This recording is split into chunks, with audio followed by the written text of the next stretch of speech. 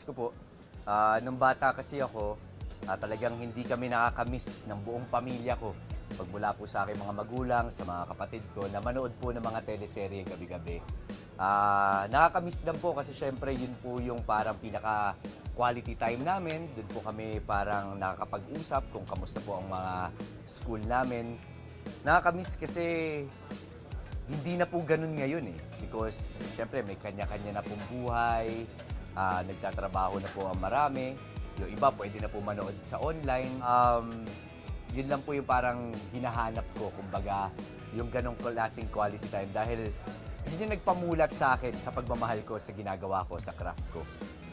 Siguro ang pinakahinihiling ng puso ko para sa hinaharap o maging sa susunod po na taon ay maging mas mapayapa po ang ating mundo. Alam naman po natin ngayon, laganap na po yung mga kaguluhan, maraming mga sakuna, magmula sa mga bagyo, paglindol sa iba't ibang panig ng mundo. Sana po next year maging mas maging better na taon para po sa ating lahat. Ito na po yung pagbangon po natin mula po sa pandemya.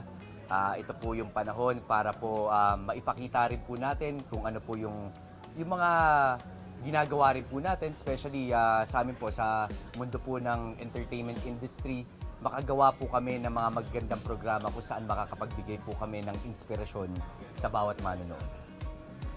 Mga kapuso, this is Ruru Madrid at inaniyahan ko po kayong lahat na suportahan at panoorin po ang official entry ng GMA Public Affairs sa MMFF 2023. Walang iba kundi ang Firefly. Showing na po yan in cinemas nationwide this coming December 25.